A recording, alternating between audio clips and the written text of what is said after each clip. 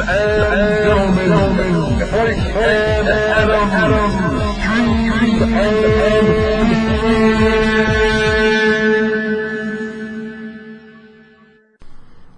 what time it is? 9:27. Guess what other time it is? What are you talking about? In like another time zone?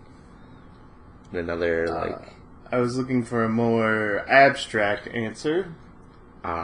You know I only deal in concrete thought, Mike. I'm still stuck in that cognitive development process. Oh, you're kind of like that unfeeling android who takes everything literally. I'm more like that toddler that cries when his mom leaves the room because he thinks his mom is never coming back because I haven't developed a concrete cognitive dissonance. I can see that. Welcome to Mike and Adam's Dreams and Feelings. Yes, I'm Mike. I think I'm Adam. I think, therefore, I am. Yeah, and therefore you are Adam. I'm feeling very existential today, Mike. Yeah. I'm not existential. I'm just like... I'm on coffee, I guess. That's a state of being. I guess. I always want to come to these podcasts confident. Mm-hmm. You know, the best broadcaster known to man.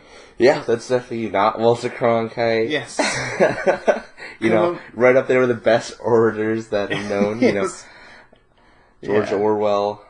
You know, like, just to be one of those sassy DJs that's like, you know, welcome, Ra-cha-cha. This is the greatest podcast you ever heard from the city that never sleeps past 8 p.m. Wait. So people can sleep if it's before 8 p.m. So you can go to bed at night as long as you get to bed before 8, but if you're up past 8, you're not allowed to go to bed.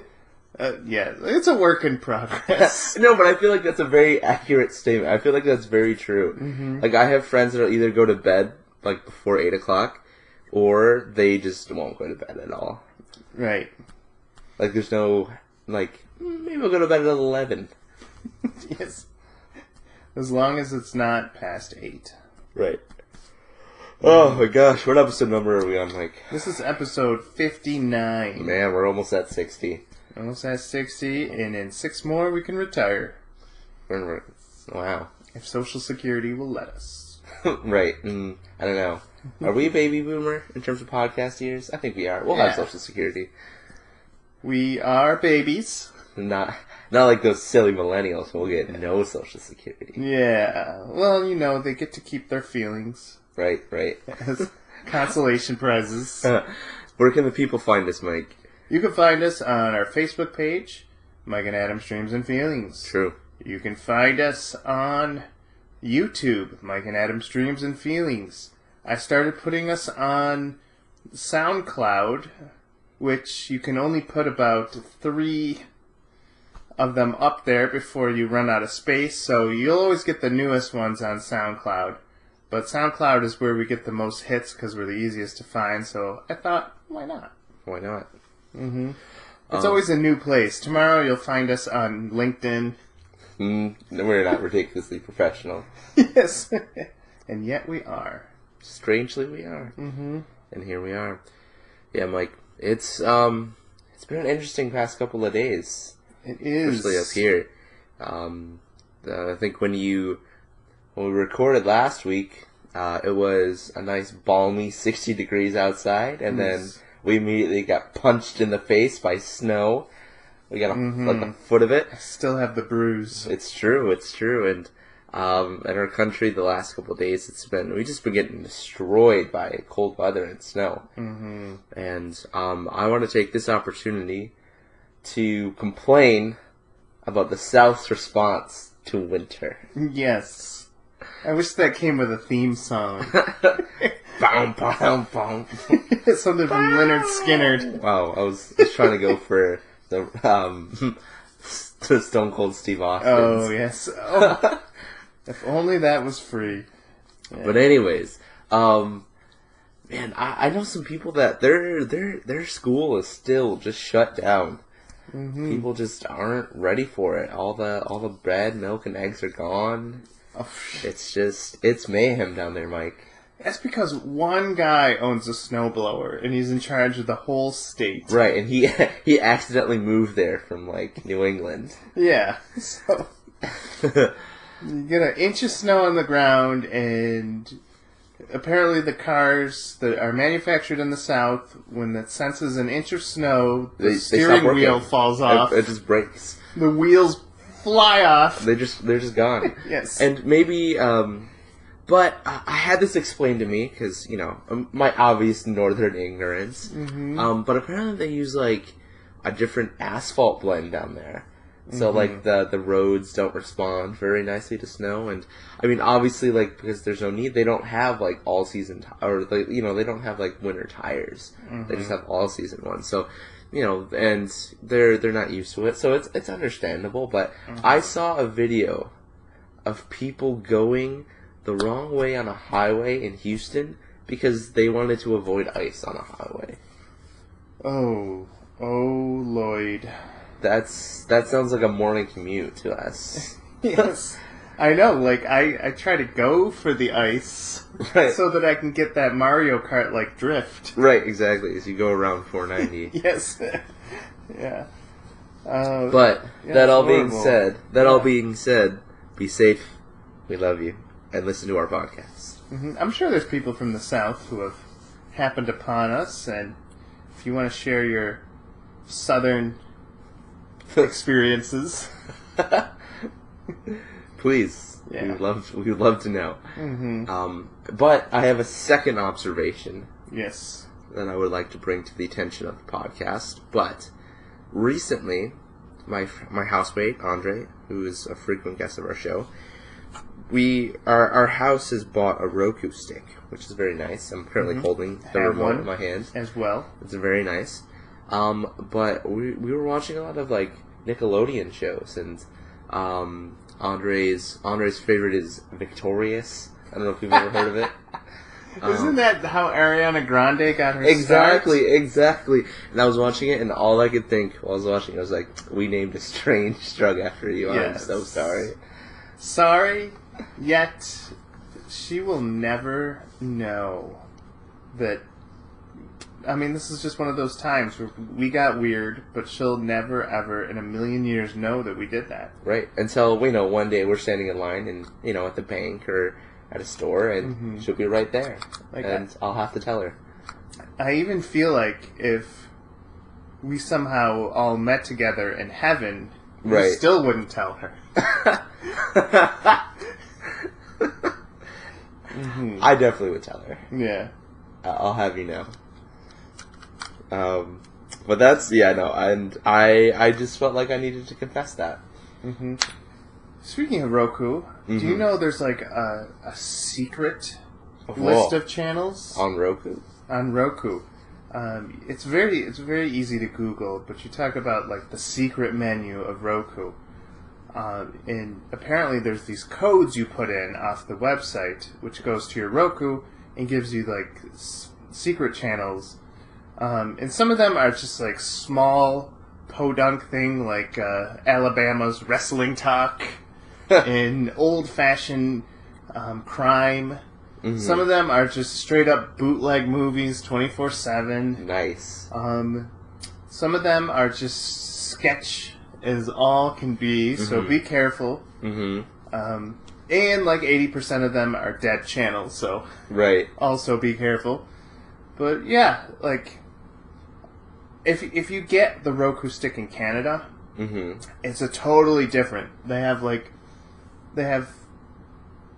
They're missing like a lot of the American channels. So you kind of have to go to the secret menu to get anything. So what does the secret menu do? Is it just like an expanded just channel list? Yeah. It's a lot of stuff that didn't make it into the canon of Roku. Right. But they still wanted to have a way for you to share your thing. Experience it. So, I mean, what channels have you downloaded?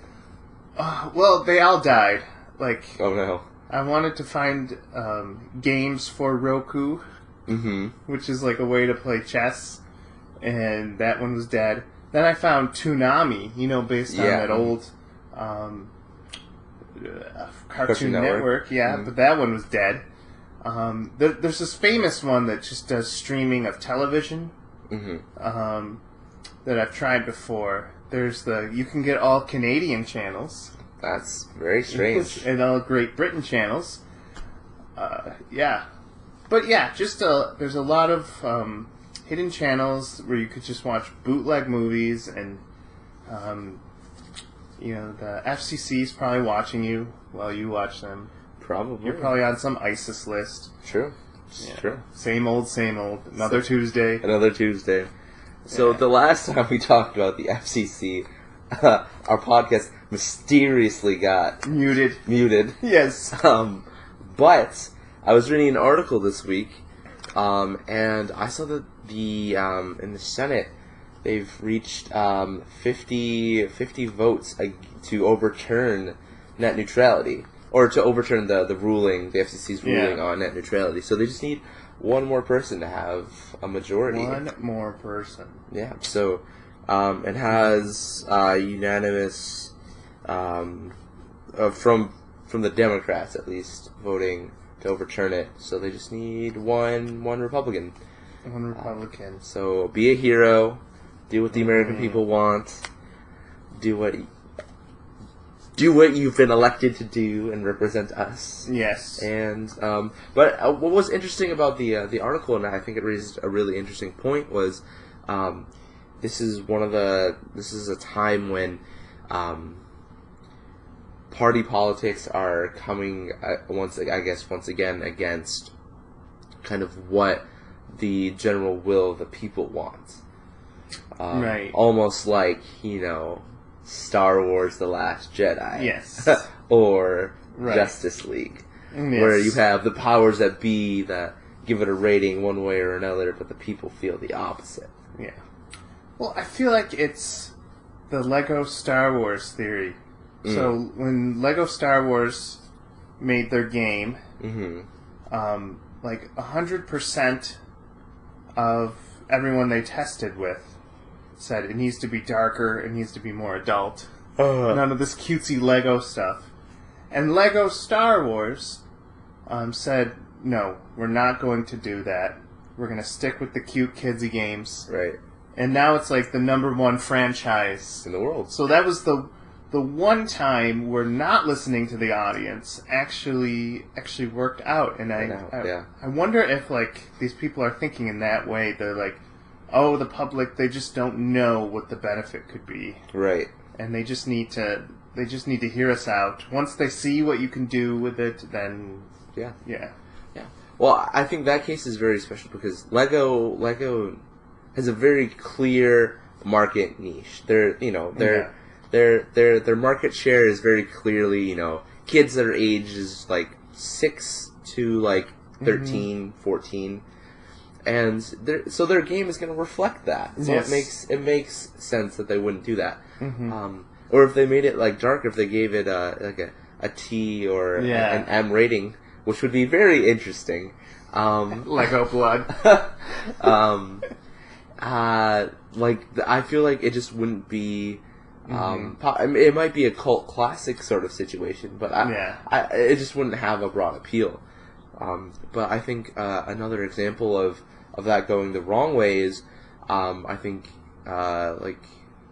with the Batman trilogy, the original Batman, or with Christian Bale, and it got so dark, so gritty, so real, and DC Studios was like, okay, audiences seem to like this, they want this, let's make everything that we make on the big screen like this.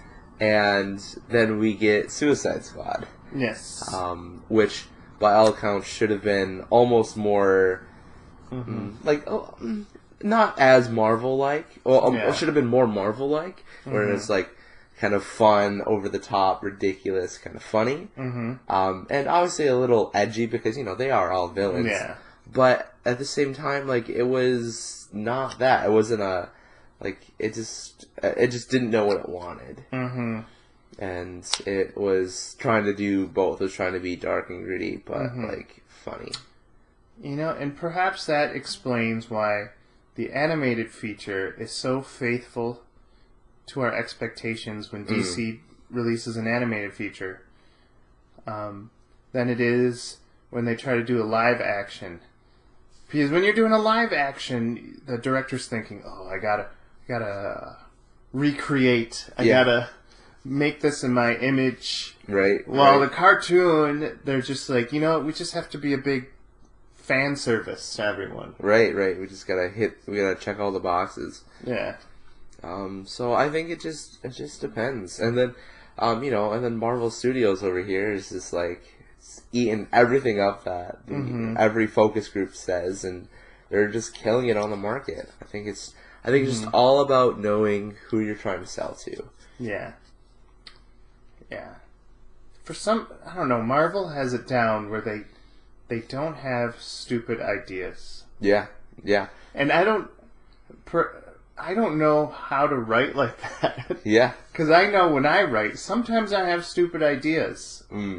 I mean, it's trying something new, but it's also, I get into Martha territory. Right. Martha. Martha!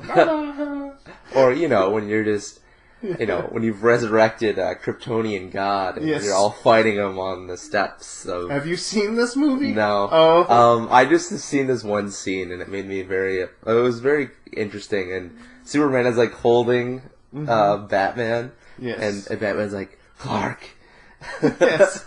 don't do this." Yes. And Superman's like, "I know you," and then throws him into a car. Like, yes. Why? Why is that happening? That was one of my favorite scenes. Yeah, it was pretty cool. Yes. Oh, because Flash is like running around him, and Superman like catches him, and sees him. But the thing that I didn't like about that scene is Wonder Woman, by all accounts in the comic books, is stronger than Superman is, right? Like, I would, in some aspects, yes, but for the sake of canon. Superman is supposed to be the more capable person when they get together. Mm-hmm. The legend goes, if Superman can't do it, then no one can. Right. Yes. But taking into consideration her strength, speed, which are, comparable to Superman's. And magic. And her fighting, she's been trained to fight since she was a child, and Superman is just a farm boy. Yeah. Wonder Woman shouldn't struggle against Superman the way that she did in Justice League. Right. In fact, if you read the old the old Justice League movie script called Justice League Mortal, there's actually a fight scene with Wonder Woman and Superman where they kind of go toe to toe, and it goes in so many places. Like, Superman tries to drown Wonder Woman. Wonder Woman, keeps trying to cut him because her sword can actually pierce his flesh. Yep. And it was actually a pretty cool scene. And in that instance, is because Superman had mind control, and in his mind control, he actually thought that Wonder Woman killed Lois Lane. Right. Why is that always Superman's trigger? Oh, someone killed Lois, I gotta kill them. Yeah, that's how you get him. That's right. I would argue that's his bigger kryptonite. Right. Mm-hmm. So, yeah, honestly, if there was a 2-hour movie of just Wonder Woman and Superman fighting, pounding on each other, it'd be good. Yeah. I would watch that. No, there's no reason why. Right. They just are fighting each other. They're just fighting each other, and it's just 2 hours. And it would have to span so many continents. It couldn't stay in the same place. Right. It would have to knock down at least 3 or 4 buildings. I was thinking 3 or 4 cities. Yes, 3 or 4 cities. They start out in Metropolis, and then suddenly they're in Bloodhaven, and then next thing you know, they're in, wherever Gorilla Grodd is. Yes. And they kind of flip him aside, and then somehow someone gets launched into Atlantis. Yeah. And then, in the quiet moments, Harley Quinn comes over, gives her a back massage, gives her some encouraging words. Maybe that'll be the Gotham City, the Sirens. Sirens. Yes. If we just saw that, perfect. That might be one of the rare movies I see twice. In theaters? Yes. And hey, you know, we can have. I want Wonder Woman to win that one. So yeah, I mean, you kind of have to, but at the same time, two characters they both have to win, kind of. yeah. I think it depends on what you've got them fighting for. Yes. Well, I don't want to even explain it. I don't want to be disappointed. I just Yeah, you're like DC. Don't give me any story building. Yes. Don't give me any world building. Just give me two really cool characters and not terrible CGI. yes, right. Oh my gosh, so good. How do we always end up on this topic? I don't know. We just I don't like know. superheroes, But man. Speaking of science fiction, Speaking of females strong, independent women. who ain't need no man. Exactly. We got a new. Are we gonna do individual top fives, or do we want to do one? You know what? comprehensive? Let's see if we can find the number one female of all science fiction history. Right, and just paint a large, wide brush. Yes. All females. So if we were to give a galactic trophy to the science fiction strong female lead, Yes. and this could be strength, what they did for the genre, or strength, who they are as a character. Mm-hmm. Who would get in this? And so first we have to get the list up, Yes. and we'll just go back and forth on who you chose. You go first. I'll go first. I have a pretty decent list, and I feel like maybe we'll have a little bit of overlap. I have some honorable mentions we'll throw in there. Perfect. I have a couple of. So for my first one, I didn't really know who to choose. I had a couple of characters from Star Trek that I wanted to throw out there. Go right ahead. So the first one I have listed is 7 of 9. Do you know 7 of 9? I know she was the captain, and I know that her name makes awesome puns. Well, she's not a captain. She's a Borg. Oh. She was on She was on Star Trek Voyager. Okay. She's the one with the thing on her forehead because she's Right. part Borg. Mhm. And she was with Janeway, Catherine Janeway. That was the one I was trying to think Yes. of, and I didn't write her name down because I had no idea. What her name was? Yeah. Yeah. So I have I have Jane. So I also have I have 7 of 9, Janeway, Deanna Troi, Uhura, obviously, and then Beverly Crusher. If you had to choose one, who is the Choose strongest? one. Who's the strongest? Yes. I mean, I can only say that I know Diana Troy yeah. as like the official female face of Star Trek, aside from Uhura. Yeah. I think Uhura is the old school. Yeah. Like, and she's played by Zoe something. Yes. In the news. Yeah, Zoe. Zandahar or Yeah. whatever. Who also and- does Gamora from Who is Gamora? Yeah. Typecast. Strong, independent, galactic women. Yes. I mean, that's if there is a positive typecast, that's Yes, probably that's it. But Beverly Crusher, obviously medical wizard, not really too integral to plots. She's kind of just there. The mother of Wesley Crusher. Yeah. Of what were you saying? I would say she's the strongest because she started. Which one? The Beverly. Crusher? Yeah.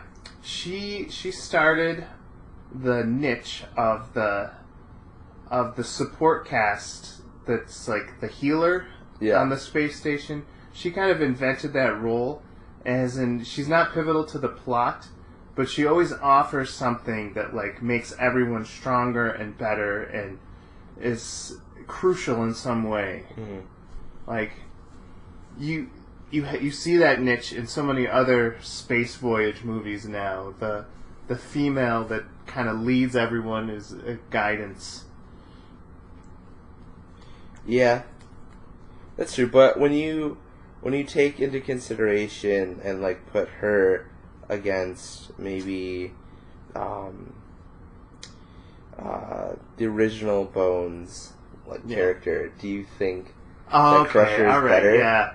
Well, you know, that's... I don't want to say like better because he's like a man. No. But I'm saying, but as like a Darn medical... it, Jim. Yeah, exactly. Like, he's just so iconic. Like, Bones is so good. I'm a podcaster, Right. not a ranker. Exactly. Yes. So, I mean, I like Beverly Crusher. I think, for me, it's got to be Janeway, 7 of 9, or, Uhura. Well, if we're going just one from Star Trek. I'm going to argue Uhura. Okay. Because... She's the original. She's the original. So I would also argue that she was... she's the original Beverly. Yeah. And of the racial... the implications. lines that she crossed. She was female and African American. Yeah, and like it crossed so many lines in that, and we have like Star Trek to thank for creating those milestones. It's true, and I agree. I think Uhura is wonderful and great, but I think for my original, just for argument's sake, just to put out why I put 7 of 9 as the first one out of all of them. I feel like she really single-handedly turned the Star Trek Voyager franchise around, and ratings boosted after she got there in the 4th season of Voyager. She stayed there till the end, and she really kind of was the face of modern Star Trek, at least on the television series, and she was kind of the iconic character from that. So I think she might be the evolution of that, at least on the small screen. But I think in terms of lasting legacy, I think Uhura is the correct answer. Yeah. You know, I always want to binge Star Trek, just because I know it goes deep. Yeah. But like then I think like, would I do Voyager or would I do Deep Space Nine? Don't do Deep Space Nine. Nobody. No one remembers anyone from Deep Space Nine. Yeah. But yeah, no. I mean, it depends on like what you want. It depends on what you want. Do you want Klingons in your Star Trek or no? Yeah, right. So my choice was Ripley from Aliens. Ripley, good choice. I had her as well. Yeah, first strong female to kind of tussle on the level of Arnold Schwarzenegger's, where they go in like guns blazing. Right. Not like smart and clever or feminine, but just like, I have a machine gun and... Right. I have a giant robot mech suit and I will destroy you. Mm-hmm. Yeah, no, definitely. Ripley is iconic. Ripley's great. And great head of hair. Yes, right. That afro. Mm-hmm. Yeah. If you haven't seen Alien, do yourself a favor. Yes. Or don't. It's pretty violent. Yeah. I don't know. It's up to you. But it's a good movie. Who's our third person? My third, Dr. Dana Scully. Yeah, I wrote her too. Okay. Yeah, no, she's great. Did you do the same Google search I did? No. Science fiction girls? I didn't Google search anybody for my list. Just to get there right. But, Dr. Dana Scully, MD, she's the foil to Mulder's and while Mulder throughout the entire series kind of has his head in the cloud looking for aliens, she's always the one that kind of grounds him. Yeah, she's like the we're actually employees. Can right. you stop those side projects, please? Right, exactly. And she's great. She's smart. She's she deals with all the bureaucracy of the FBI that Mulder can't be bothered to do. Yes. But it's like that Simpsons joke when they when Homer finds aliens and Dana and Mulder are kind of on the case, and Dana's like, shouldn't we be investigating that drug bust? And he's like, I don't think the FBI has time to worry about that. Exactly. Yeah, so, Scully, the truth is out there. Yeah. Does the FBI even worry about aliens? I didn't even think that was their... I mean, that's probably why their department is so small. Yeah. But I mean, beyond that, I think she, as a cultural icon in the 90s, I think she really, did kind of laid the groundwork for female characters going forward that are like that. I mean, you can see her influences in Colby Smolder's character in Avengers, the kind of the lieutenant on the in Shield, and characters like that. So, Dr. Dana Scully, we appreciate you. Moving on forward.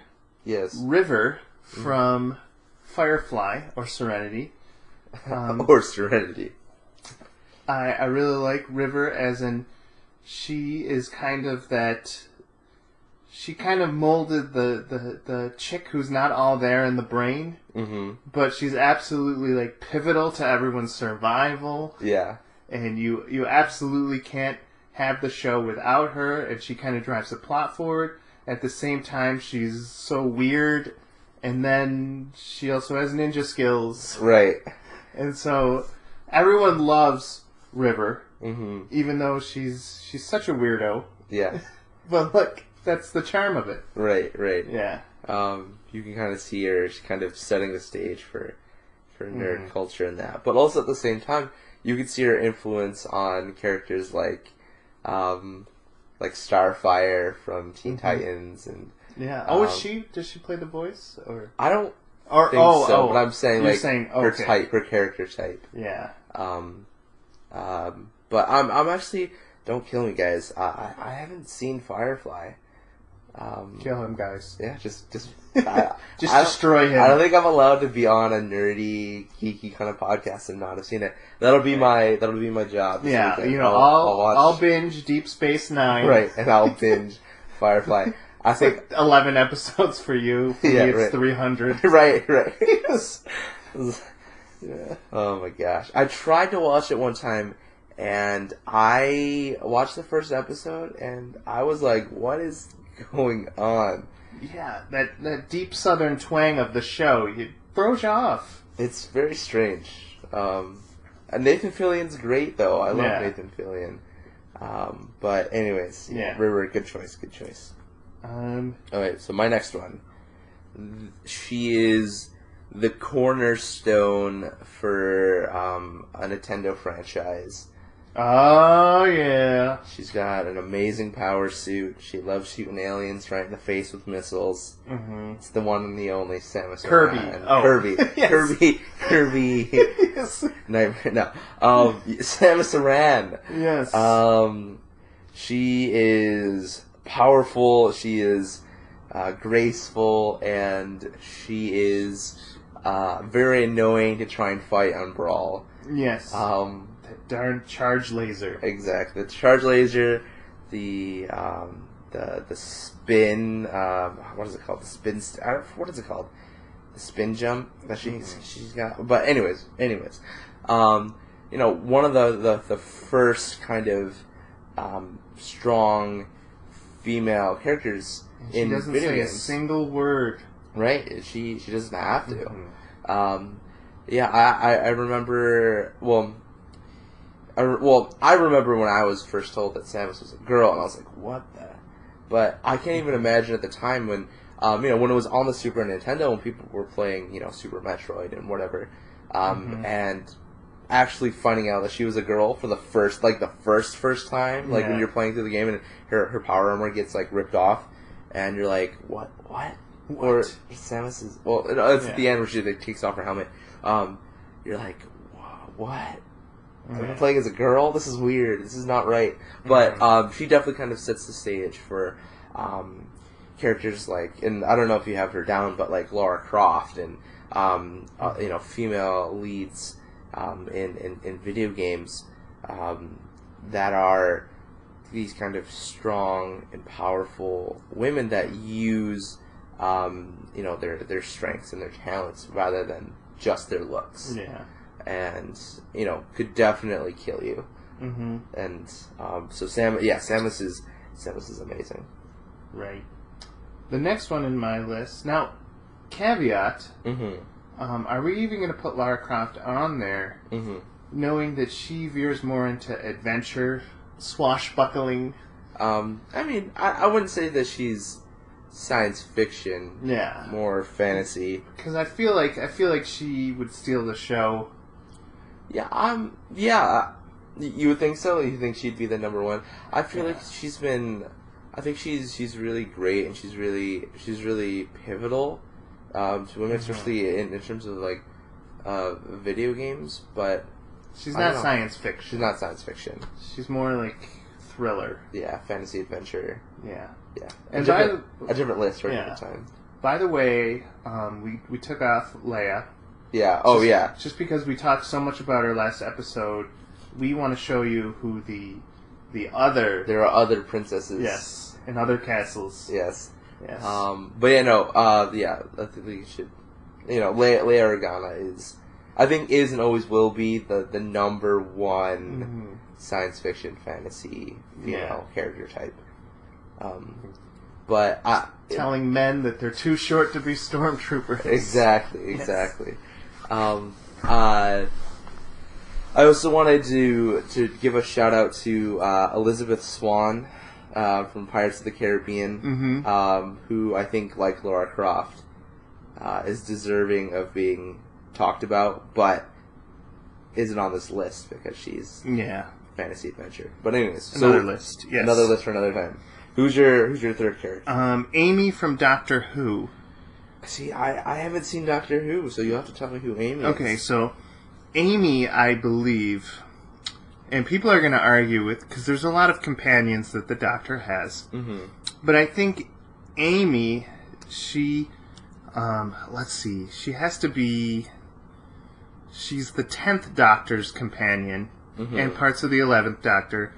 But basically, she was the one who she built her career more than Billie Joe Piper, who was another companion. But they made her into a star based on her work as Amy for the Doctor. And the reason is because she's so darn charming in that show. She kind of gives Doctor Who the heart. She gives Doctor Who his moral grounding. And, I mean, I have to say that she's the best companion that the Doctor has.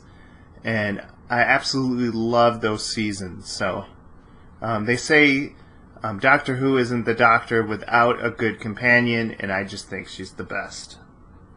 Interesting. You might argue that Billie Piper is the best one, but I'll fight you, and I have a knife. Oh jeez, strong opinions. From yes. Mike. I wish I could have more to contribute to that conversation. I have not seen Doctor Who. Yeah. Mind you, I think she's one of the weaker ones on our list. So I want to put her near the bottom, but I still think she's great. Yes. Okay. My next one was actually Ripley. But so the one after her, I put down Sarah Connor. Sarah Connor. Okay. Infamous Terminator fame. She has an interesting character arc, I think, because in the first Terminator movie, I wouldn't say that she's a butt-kicking, swashbuckling, strong, empowering female character. She's like kind of the femme fatale, kind of like running away from Arnold Schwarzenegger. But by the second, and then subsequently through the series, she turns into this, awesome commando terrorist, and she kicks butt, she takes names, and she goes. She gives birth to the rebellion leader. Exactly, and I always kind of viewed her as more of maybe a more realistic, kind of like dirty, grungy version of Leia Organa. More of a realistic one too, I think. But she, she definitely stole the show, and it's hard to do when you're up against Arnold Schwarzenegger as T-1000. But she definitely is able to hold her own, and that's really hard to do when you're fighting giant robots. Yeah. That are men. Yeah. The patriarchy. Exactly. Ew, gross. But Sarah Connor is great, and I love in I think it's Terminator 2 when they're running away from the weird Terminator that can like meld through things. They're just on like dirt bikes and they're just going over things. Right, She's just great. The next one I put was Kara Thrace Starbuck. I don't know. Another one? Okay. Well, I also think this should go at the bottom, but if you've watched Battlestar Galactica, it was a very dark yet very creative take on the space team and the voyage. Kara Thrace is a Starbuck to her. She's like the headstrong.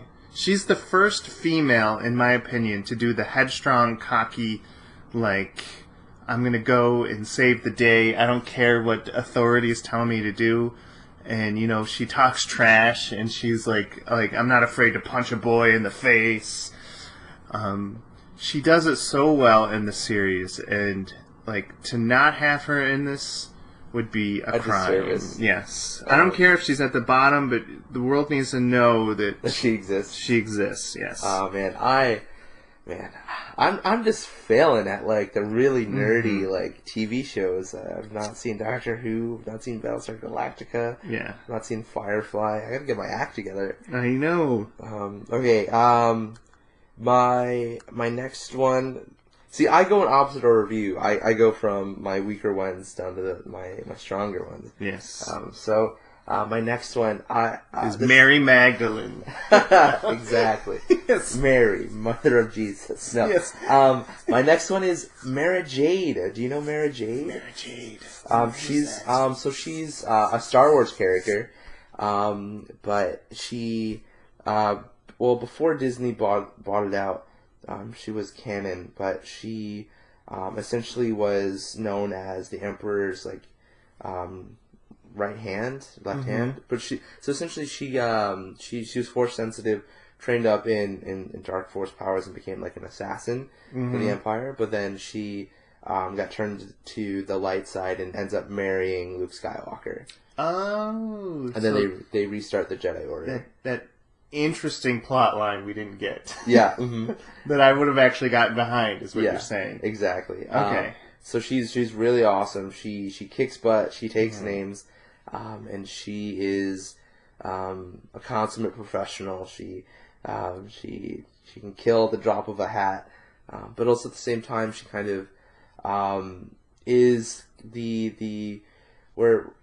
She's able to get certain things out of Luke that other characters just aren't capable of, and she's able to go toe to toe with him and stand up to his character. So she's amazing. She's wonderful. If you haven't read any of the comic book series, check her out.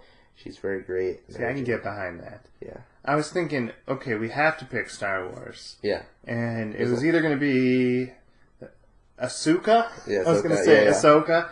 Who I barely know, but I guess she's cute.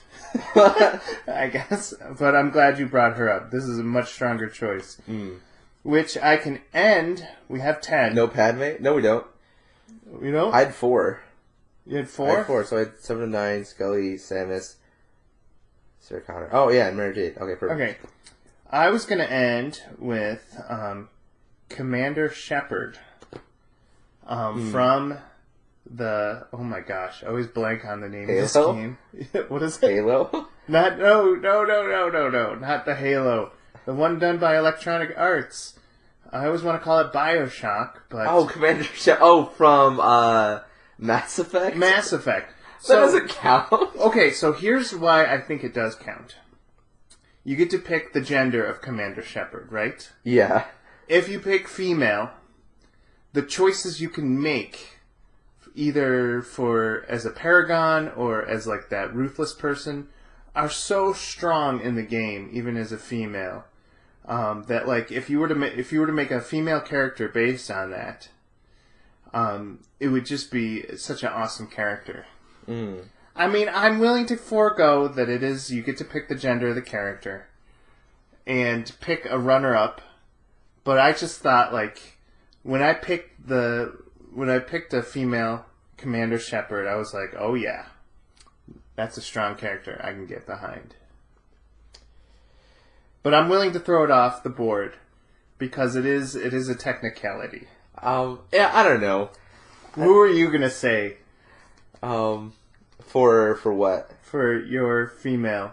Because now that as I explain it, I realize it's a technicality, and you could make that person a boy. Yeah, I was like, I wouldn't say that that's like Shepard. Like when you say Commander Shepard, like every video or trailer of Shepard, it's always the 5 o'clock shadow, shaved head, running around in his N7 armor. Like it's never you don't like typically think of Shepard as a female, and that's sad. Like I feel like the game would have been just as different and an interesting perspective if it had a female lead. But I have like a sucker punch kind of last add-in.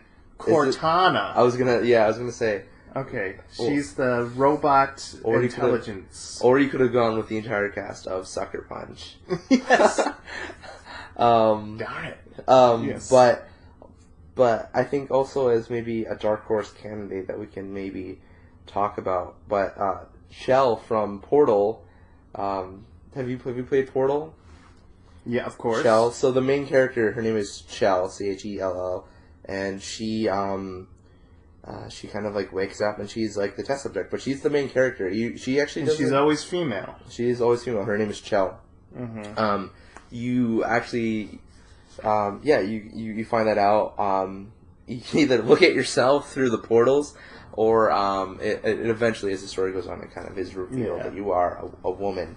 But she, she's tough as nails, and I wouldn't necessarily put her on the list just because there's not too much in the way of character. Would you rather put Cortana? I'm thinking Cortana's the stronger. Yeah. So before we definitely talk about Cortana, I wanted to throw in Shell there for just because she's a very iconic character, but there's no real character development for her. But Cortana, on the other hand, instrumental. She's not the first like female robot sentient intelligence. I mean, that's a niche that was in the past, iRobot. Sure, yeah. But she does do it very well. Yeah, no, she's, you definitely write fan fiction romances about her. Yeah, no, for sure. Get a little creepy. Not me personally. Yes. Not personally. Just on the internet. Be careful when you do a Google image search. But Cortana, I think, is kind of the quintessential corner. I think she kind of put female game characters into the 21st century. Yeah. She's the poster girl. I think she's replaced. She's replaced Lara Croft.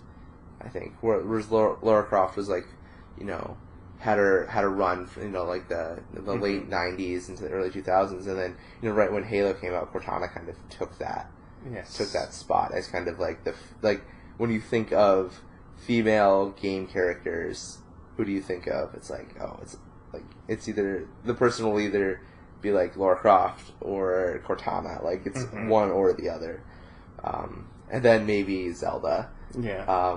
But she doesn't belong on this list. Yeah, right next to Lara Croft. Maybe we should do iconic video game females. Yeah. We'll do that. Maybe we'll do that eventually. Yes. But I love Cortana. Cortana's great.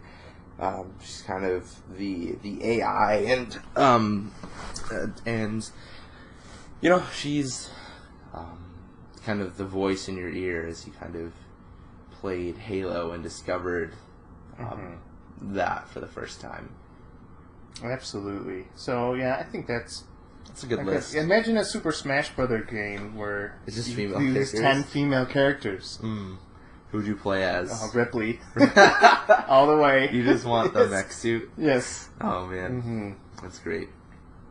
So yeah, so you go down our list. We have Ripley, River, Amy from Doctor Who, Dana Scully, Starbuck, Uhura, Cortana, Samus Aran, Sarah Connor, and Mara Jade. Mara Jade, that's a good list. So who do we put at the bottom? The very bottom. Oh my gosh. I'm what a list. I'm gonna argue that Kareth Ray Starbuck is good. She's one of my favorite female characters. Mm-hmm. The actress is such a good toughie, but she's not the best out of this list. Mm-hmm. So I'm gonna argue. Don't argue that she should be number 1, Adam. Right. It's 10. Right. 10 is the best. Yes. Okay. I think next. I guess maybe in terms of popularity and in terms of like recognizability, I think Samus has to go next. I think she's an amazing, wonderful, and powerful character, and I think she stands up to all of those. But in terms of like pop cultural awareness, I feel like she's just not there. Yeah, she didn't reach the movie crowd, which is kind of like important. Yeah. And, I think she's just she's just not widely known. But then should Cortana be 8 because she is a little bit more personality, or should Cortana be 9 and Samus be 8? Because I feel like I feel like people that don't play video games would probably know who Cortana is because literally that's the name of Microsoft's search software. She got in on a technicality. You're right. That should be 8, even though she's worthless on Windows 10. Yeah, she's pretty bad. She keeps using Bing. There has to be a virus in her. So Cortana, I feel like is, I would, I don't know. I think I would put her higher than some of these characters, but I think Cortana is. I don't know. Cortana is an 8. I think I'm comfortable with that. Okay. So we got River, we got Amy, we got Mara Jade. I want to put Mara Jade next. Mm-hmm. For the fact that she is probably the strongest female character that you'll never know because of the movie. Yeah. Wait. We didn't even put Gamora on this list. How do we not put Gamora on here? Well, just because I think Gamora is a reflection of the strong female character that like beats up aliens and like has a heart but doesn't want to show it. Mm-hmm. And I think we have that on there through other characters. It's true. She's just a reflection of these characters that we have. True. Yeah. Agreed. I just wanted to make sure that she got a shout out because I don't want her to kill me. Yes. Okay. So as we're number 7, we have Mara Jade, we have River Tam. I'm not mentioning the ones that I think will be top 5. We have Amy from Doctor Who. I don't know. I think I picked a lot of like niche kind of like random out of the way female characters, but I feel like that gives them more credibility because they're cooler. But I think Mara Jade has to go next. I feel like that's not if you're not an absolute Star Wars Dark Horse comic nerd, you're not really gonna know who Mara Jade is. Now, mind you, if Star Wars was to pick that up, make a spin-off, I would absolutely want to get behind this character. Yeah, no, definitely check her out when you get a chance. Her story and her, I think she has a pink lightsaber, which is dope. Yeah.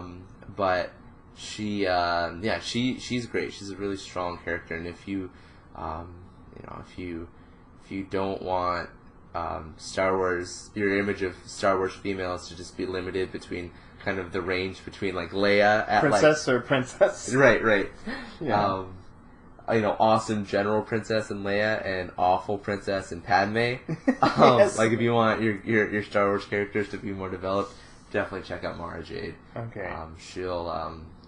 She's great. But yeah, no, definitely. I think just name brand recognizability. I think she needs that. So number 6, we have River Tam or Amy from Doctor Who.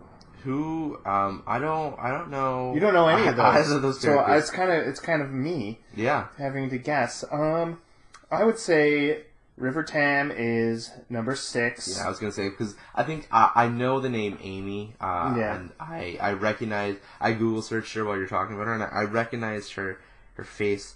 But I didn't. She's also in the the Guardians of the Galaxy Volume 2 as the sister of Gamora.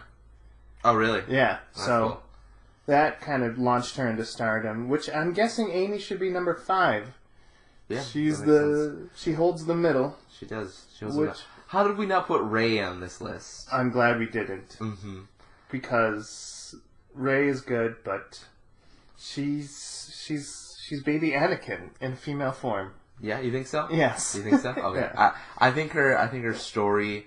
I think her story is yet to be finished. Yes. And I will be able To be make, continued. I will make an accurate judgment. Mm-hmm. But I think, as an aside, and I think this might have gotten cut out because we talked about Star Wars twice last week. Yes. But one of it got cut out.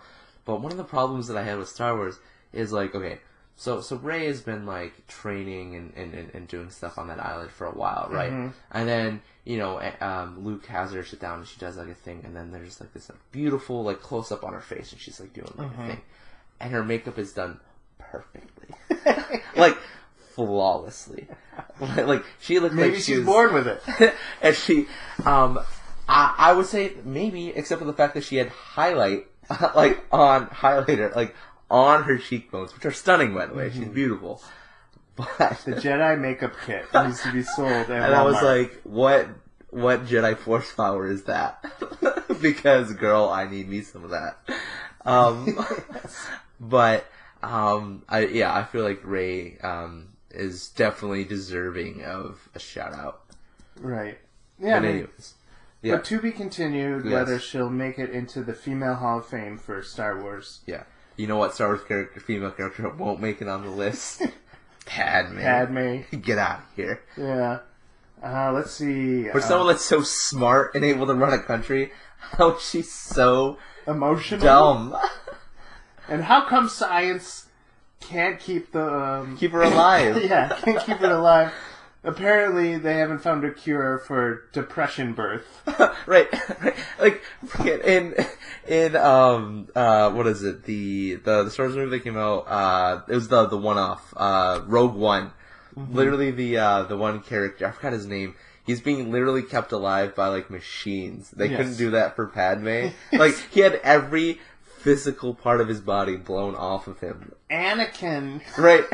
melted in a volcano. Right. And they couldn't save her because she's a woman and it's too emotional. Yes. Terrible writing. Yes. I blame you, George Lucas. This is your fault. Yeah. You ruined Padme. She was an amazing... Sorry.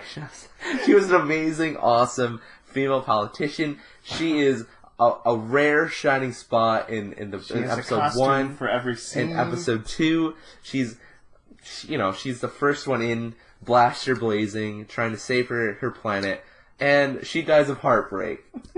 You're tearing me apart. Freaking, Alright, very so- sorry. I'm sorry. Yep. Where are we? That goes on the worst females list. Right. So, at number 4, Mm. it could be Ripley. Mhm. It could be Dana. It could be Uhura. Or it could be Sarah Connor. Sarah Connor, I don't feel like is that well known compared to the other 3. Yeah, no, I agree. I was gonna say, I think Sarah Connor is definitely top 5 material, but not top 3 material. And then, We got Ripley, Scully, and Uhura. and Uhura. I think Uhura has to be number 1. You think so? Well, I think she's the original, don't you She's- think? Oh, okay. So she definitely has like the original status. Mm-hmm. But in terms of strength of character, do you think that her personality is stronger than Ripley's? Do you think? I don't know. I like if I were to make this, I think it's got to be. I think it would be Scully, Ripley, maybe Uhura. I don't know. Mm-hmm. I think all 3 have different points. I think Ripley is kind of this. She's really tough and she's strong and she's able to she's the lone survivor. But I think in terms of like her reach, I think it's just like limited to that. Whereas like Scully and maybe Uhura have like gone over into like the mainstream. And Yeah. she's the recognizability. I was going to argue that Dana should be number 3. Okay. Uhura should be number 2 Mm-hmm.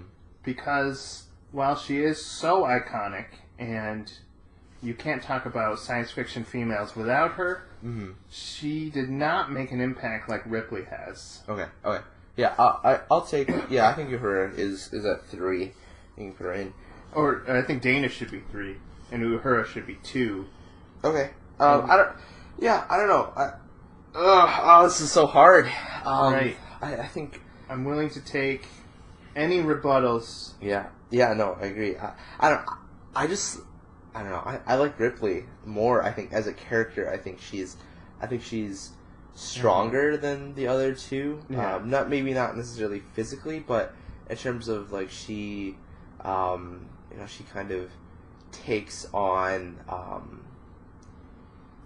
She kind of takes on. I don't want to be like takes on society and takes on the patriarchy, but like she's definitely a lone female in a very male-dominated workplace at the FBI, and also she kind of is in this kind of.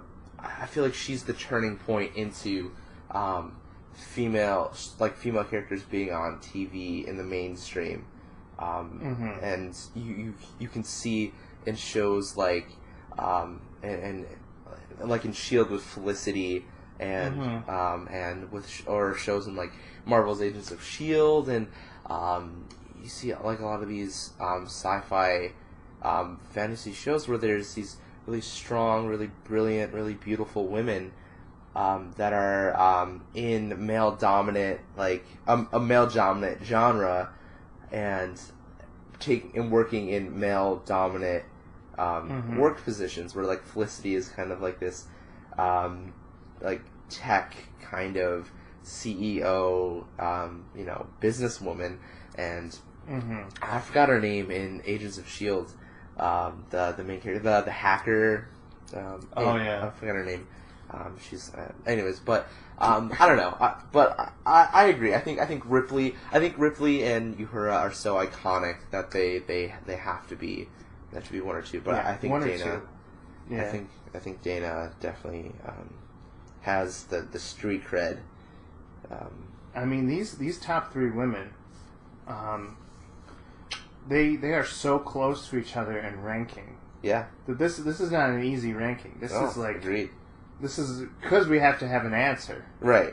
That we would put them first. Yeah, and I agree. If you were to come to me and say, no, Uhura should be number 1, I wouldn't argue with you. Right. Because I kind of see where you're coming from even before you explain it. Mm-hmm.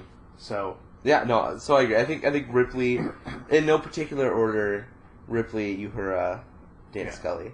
Yeah. So here's our list. Number 10, Cara Thrace Starbuck. Number 9, Samus Aran. Number 8, Cortana.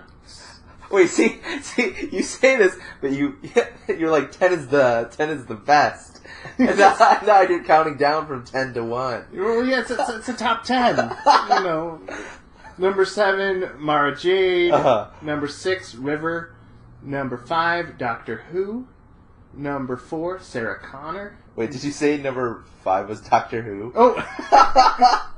Well, Doctor Who is now a woman. Did you see that? Oh, right. So... Well, the verdict needs to still come out on whether that's any good. But Amy from Doctor Who.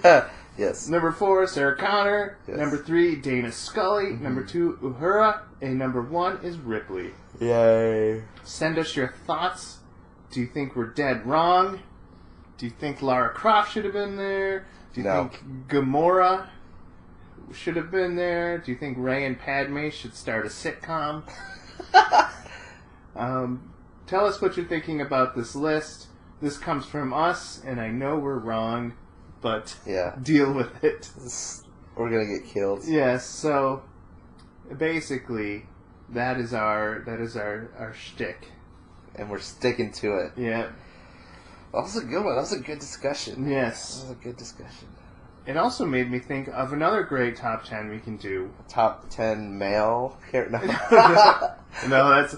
I was thinking for maybe next week or some week in the future, top 10 world crushers. World crushers? Yes.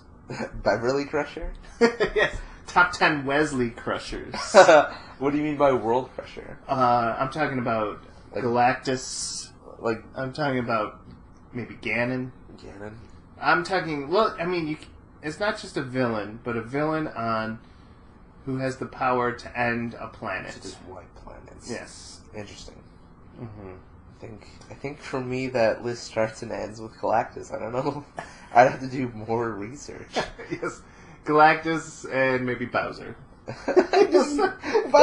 Bowser's never threatened to blow up a world. Yeah. How do you go from Galactus to Bowser? Bowser got defeated by 2 Italian plumbers on their lunch break. Like, yes. No. You know, he's never threatened the world. He's just threatened one female's life. Well, we don't even necessarily even know that. We never see the circumstance of him taking Peach. We don't know if Peach wants to be there, and we just have Mario's perspective. Yeah. We don't know. But I was going to say, how are we comparing a little tiny fire lizard in Bowser to Galactus, who's lackey eats planets, who eats planets, and his one lackey, Silver Surfer, is one of the strongest Marvel characters, and he's his lackey. Yes. Whereas Bowser has like walking Turtles. mushrooms. These two aren't in the same league. Alright, so 10 Bowser. No, 1 Galactus. Bowser doesn't even belong on the list. Alright. Send us your... Do you think Bowser could end a planet? Send us your opinions. No. If he can be defeated by 2 overweight Italian plumbers, you don't deserve to be on the list. Yeah, but they use their weight as an advantage. Yeah, to smush mushrooms? Yes. Alright, Oh yes. my gosh. So, speaking of colorful characters, have we checked in on our neighbors? It's been quite a ride. Yes. The story you didn't see was Captain Supreme. Do we call him Supremo or Captain Supreme? I should really I've been calling him Captain Supreme in my own personal time, but I think his real name is Captain Supremo. Captain Supremo. Yeah, he was on superherodating.com. It was a weird day. There were a lot of people coming in and out of that house. And a lot of girls ran away crying. Yes. So we're gonna try and go back to him getting ready for his date. Yeah. He was real excited about it. Yes. You want to know how I know about that? Mm-hmm. Because he woke up this morning and shouted, "I'm ready for my date!" Yes. And apparently he's ready for his date. Mm-hmm. Oh my gosh. So we're gonna check in on our neighbors. Help me, Porkins. Yeah, help me, Porkins. And 3.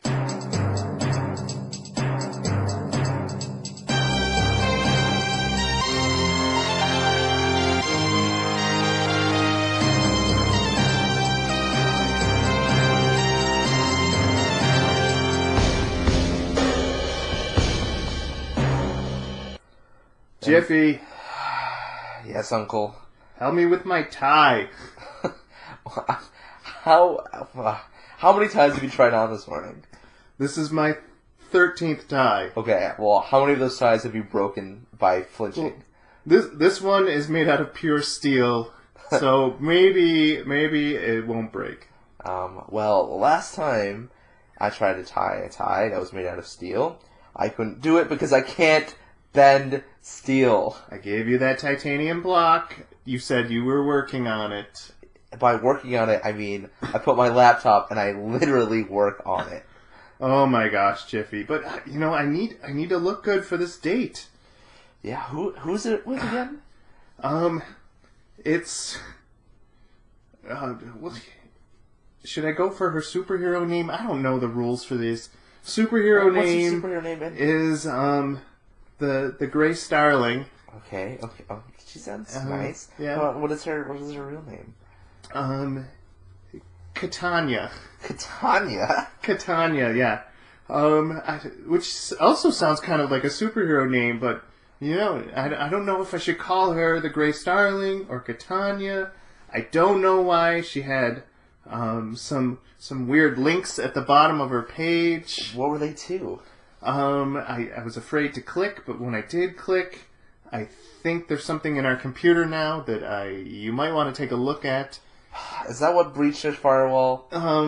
Yes, it's also the reason why our bank account keeps going backwards. Oh, it's a good thing that you have a lifetime supply of money from the government. Yes. But, But I don't think that has anything to do with their character. Probably not. Maybe it's just a bug.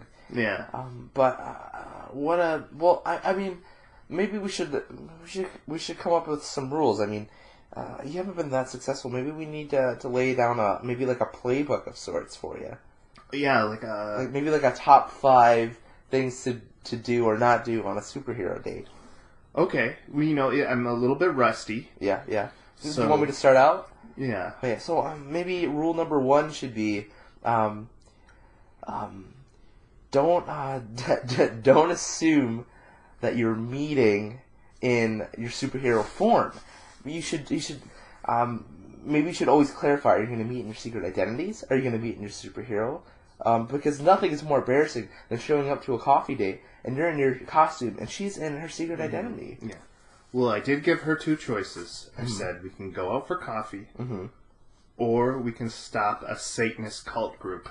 Why are you always fighting Satanist cult groups? There's a lot of them. That's very strange. I feel like there's not. There's the Satan cult group on 3rd and East. There's the one on 5th and Avenue. So the street is called Avenue Street? Yeah, Avenue Street. Oh, wow. There's the one on... there's that Brockport one that keeps throwing eggs at our house. That's just a fraternity. Satan group. Are you just saying that all bad guys you fight are Satan groups? Well, I like to think that... Who's the worst bad guy ever? Satan. Who's the worst bad guy? The one I'm fighting currently. So... Put them 2 together, everyone's in a Satan cult. That's really, really sound logic there, Uncle. Yes. I'm pretty sure that those kids you fought last night were just trying to play Dungeons and Dragons. Oh, but they were doing spells. Yeah, with dice rolls. Yes. How did you even know that they were there? I could hear them. They were saying, resurrect the goblin, and legend has it that all my villains have tried to resurrect goblins at one point, and it didn't go well. So okay, you need to leave those kids alone. Well, they're not gonna be resurrecting goblins because you took away their dice and broke their arms. Yes, yeah. So, anyways, world saved. No, you stopped the world from being saved. Those kids were heroes. Mm-hmm. Anyways, what do you think of rule number 2? Okay, so. Don't assume. Yeah, don't assume their identity. Don't assume their identity. 2. 2. I give them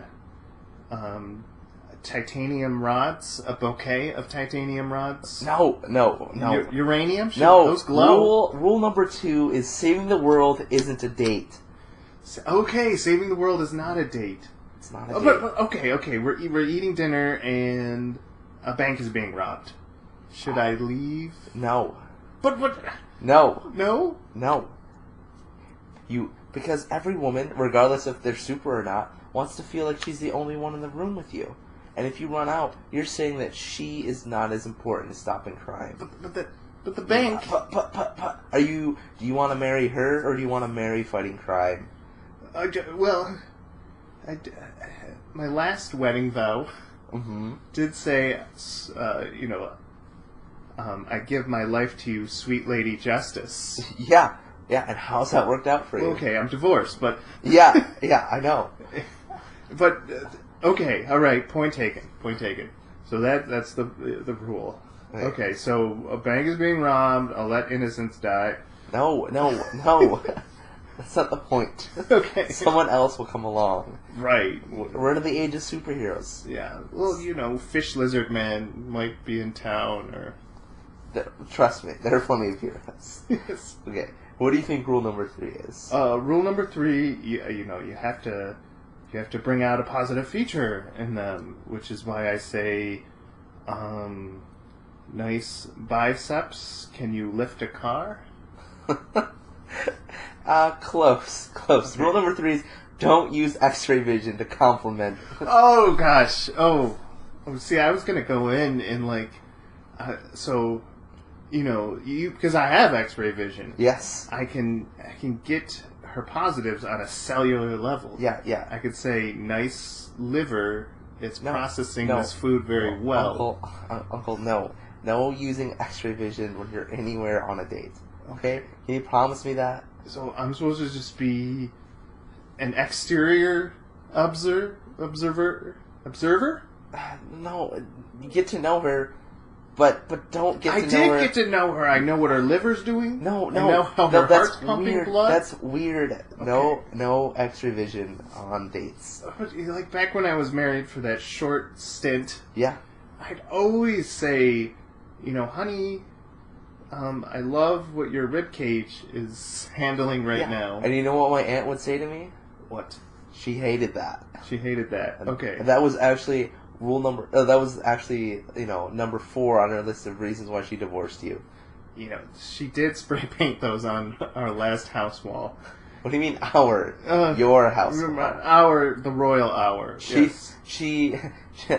bought me a puppy when she left. Yes. She just spray painted a nice list. On your bedroom wall. Yes. Okay, Rule number 4. What do you think it is? Rule number 4. Oh, God. Did you even study the list I sent you? I know. It was in a PDF, and I don't know how to open those. You literally just right-click and hit open. Oh, like that's easy. It is. Okay. Look, I'm doing it right now with my mind. All right, okay, fine, okay. So, I'm guessing rule number 4 is, you want to do something noble, so when the waiter doesn't, when the waiter does not give the specials, I set his tux on fire to show her that I'm a noble man. No using your powers on civilians. Oh, man. Rule number 4. I'm a norm in this. Yes.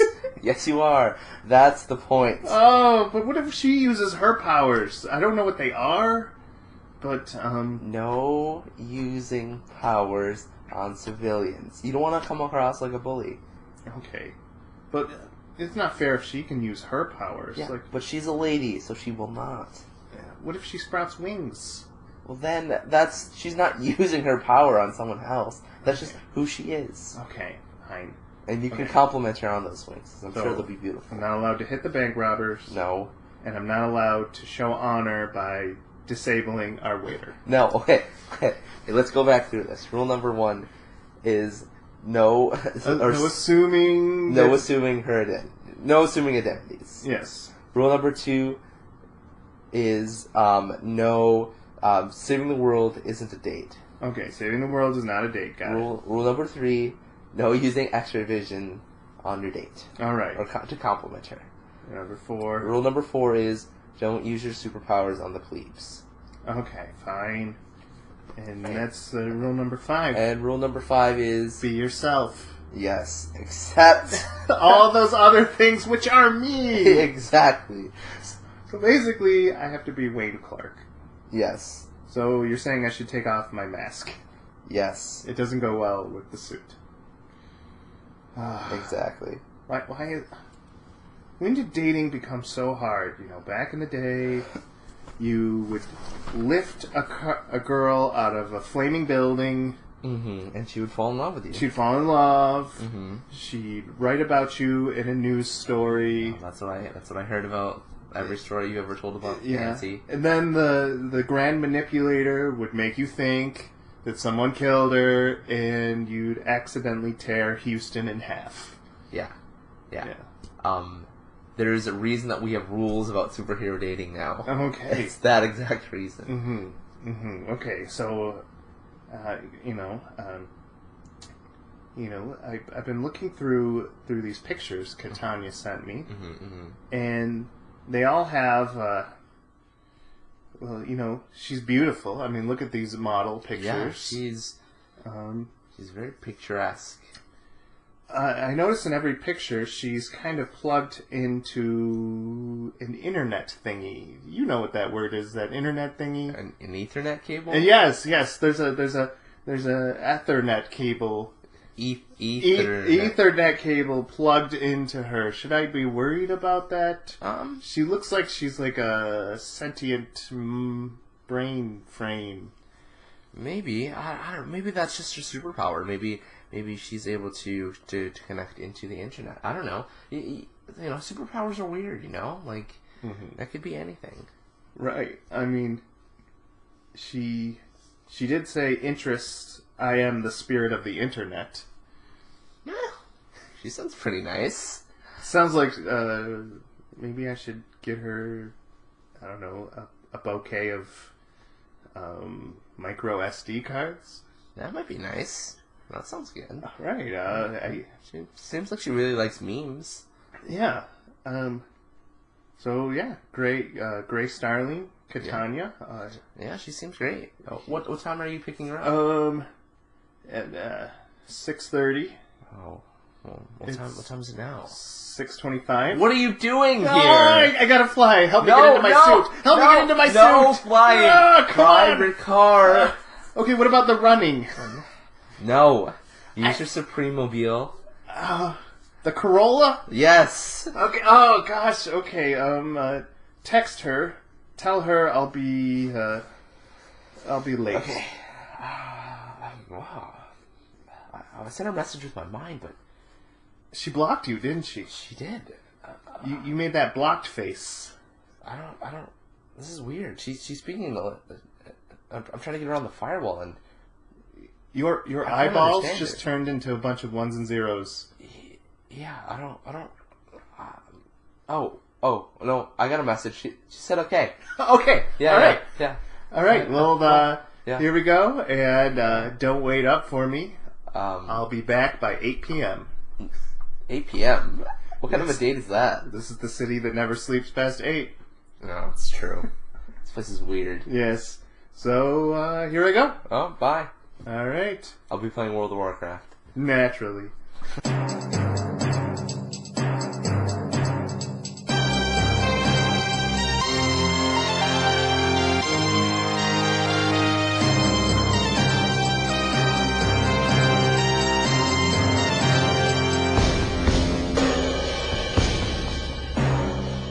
Wow. Look at this. We did it. We did it. That was something. Yeah. I didn't know a Toyota Corolla could move that fast. Yes. Yes. It was very strange. Yeah. I mean, yeah, our neighbors. Well, actually, he technically was on the back of the Corolla, pushing it in neutral. Yeah, I don't think Jimmy saw that. I think he just immediately went to playing StarCraft. Yeah. So, Captain Supremo, he just kind of found a way to bend the rule. Right. He's listened to none of those top 5. Yes. So we're hoping, we're really pulling for you, buddy. I guess. You've saved us a few times. I think he's getting catfished. There's no way that lady's real. Okay. Well, in our drone, one of the pictures was actually just one of those ones that has the stock photos. Yeah. So maybe that's a dead giveaway? I don't know. Maybe that's her life now. I've been out of the dating game for a while, Adam, so yeah, I mean, I date one woman. And well, Mike, what about Jesus? Jesus will always be my boyfriend. I was like, if we've learned anything from Laura, it's that you should be dating boyfriend Jesus. Yes. Oh, man. Okay, so anyways, it's been a great podcast, Mike. It has been. What did you learn today? Well, we uprooted the female matriarchy, and we uprooted it. We declared a winner. Yes, we did. And it's us. Yes. The science fiction viewer. The real winner is men who get to enjoy these beauties on the silver screen. But in all honesty, I think that science fiction is one of. And don't get me wrong, I don't think this is true across the board. I think there's a lot of fan service that goes on in science fiction with female characters. But I think by and large, I think science fiction as a genre has always been really forward in putting females in really strong positions, whereas in others they're usually kind of almost subservient or kind of play secondary roles. Now, I'm kicking myself as we speak. I don't know if I want to open this can of worms, but they say that Trinity... Oh, how did we not talk about Trinity? How did we not talk about Trinity? Darn it! But yes, okay, so send us your opinions of where Trinity would fit in. Wait, let me see the list. Okay. Yeah, Right. give us your opinion. Yeah, Maybe give we'll us your talk about opinion. it. Where does Trinity fit in? But I was going to say that Trinity actually started she started an impact in female characters where they're just as like these where they're seen as like these violent ninjas who then go back to being cute. Yeah. Mm-hmm. Kind of like the Shrek. Yeah. Take off Starbuck. Put in Trinity. And Trinity is at least in the top 5. Yes. Yeah. Okay. Shipped everyone down.